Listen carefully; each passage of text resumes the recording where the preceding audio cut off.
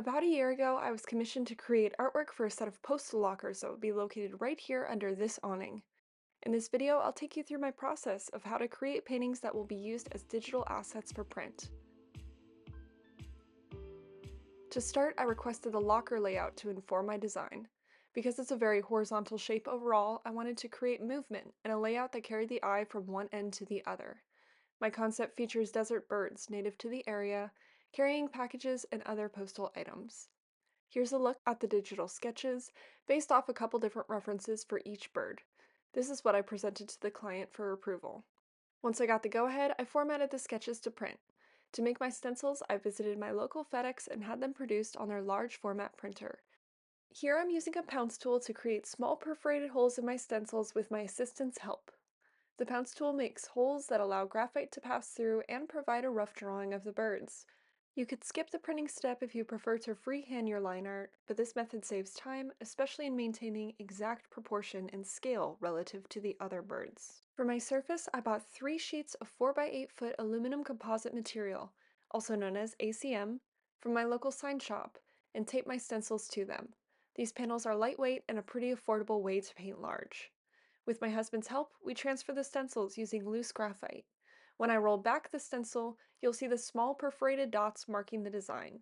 While they aren't perfect, they'll be sufficient for retaining proportions. I'm using a compass to ensure there's adequate space around each bird, which will make handling them in my studio much easier, and will give me a little bit of wiggle room in case I need to make any changes to the edges. I'm always so grateful for my husband's help. He's a sign artist, so he has all the right tools and experience as he works with ACM quite a bit. Plus, nobody wants me to be using a saw. As you can see, we aren't overly concerned about the edges, as these panels aren't going to be the final asset. With that being said, there's still quite a lot of cleanup that I need to do before I begin painting. I'll use a large brush to wipe off the sharp shavings, a Scotch-Brite pad to soften the edges, and a pencil and eraser to redraw all my line art. If I intended to keep or sell the bird panels, I would have cut them more precisely and gessoed them to ensure longevity. But since these are only for photography, I can skip the gesso step, which will save me a lot of time.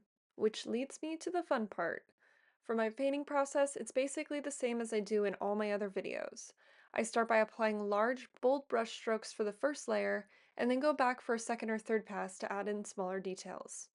If you're interested in learning more about painting large, be sure to check out the video in the upper right-hand corner as I go over it in depth. Painting on ACM is much different than canvas, especially unprimed, because of how slick it feels. So it's going to be a surface that doesn't absorb your paint at all.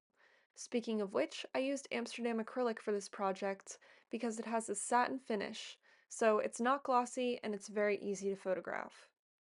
If painting on ACM, unprimed or not, it's helpful to lightly scuff with a Scotch-Brite pad before you begin painting in order to give your brushes a little bit more traction. And as you can see, cutting down the panels to the smaller sizes makes them much easier to move around, manage, and store. So once I finish painting a bird, I can simply put it off to the side. It's nice to have them close by for comparison of detail and overall aesthetic. For this series, I chose a very painterly style that emphasizes brush strokes. Since the final pieces will be printed, exaggerating this style will give the look of it being more impressionistic and expressive, so I want it to look painted even though it's printed. And I also wanted to share why I painted these birds so large, as this information may be helpful for somebody looking to go from a traditional painting to a digital file. The printing company requested a file that was to be the exact same size of the lockers at 100 dpi, which influenced my decision to paint them at full scale. Typically, artists can create smaller paintings and then produce larger renderings through high-resolution photography. However, the vinyl printing company requires a full-size file, which means it's over 13 feet wide, so in order to be able to manage this file, they request a low resolution. I needed to ensure that the low resolution artwork wasn't pixelated, and I really wanted to show off the brush strokes of the painting. So the way I got around that was by painting them to scale. That way, I was able to capture all that detail and maintain the integrity of my design while meeting the company's requirements. For the photography portion, I simply took the pictures outside on a sunny day in my backyard.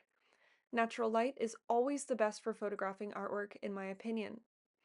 That day, I took many photos of each bird and tried to capture them as parallel to the camera as possible. After I got the photos, I simply imported them into Photoshop and created clipping masks for the background to hide the rest of the photo. You'll see that the white border of the ACM is helpful for the process of maintaining the edges of the birds. I spent many hours adjusting the colors and contrast to represent the art as accurately as I could. Then I overlaid the digital assets onto the line art drawing of the lockers for placement and added a combination of sky photography background and creative vector stars to enhance the flow. It was a challenge to position the birds' faces tactfully away from the different lines of the locker doors, but I really enjoyed creating a playful mix of all the different sizes. And although I would have loved to have a painted sky as the background, there was just no feasible way that I could paint a 26-foot sky. So in the end, I think that the painted birds actually juxtapose beautifully against the photography, making the painterly brushstrokes stand out. And after sending the files to my client for approval, I then sent them to the vinyl wrap company. I wanted to film the wrapping process, but unfortunately could not due to scheduling conflicts. However, I did go back to the site just to give you a finished look at how extraordinary the lockers turned out in person. The printing captured an incredible amount of detail in the painted birds. They look just like how they do on the ACM. And the vector stars are sharp and clear, and the colors are perfectly saturated, so overall I could not be more pleased with the print quality. I hope that these delightful birds bring joy to those collecting their mail for many years ahead. If you have any questions about the process, please let me know in the comments. I know that this was a short one, but I just really wanted to share this experience with you. Thank you so much for watching, and I hope that you have a wonderful week.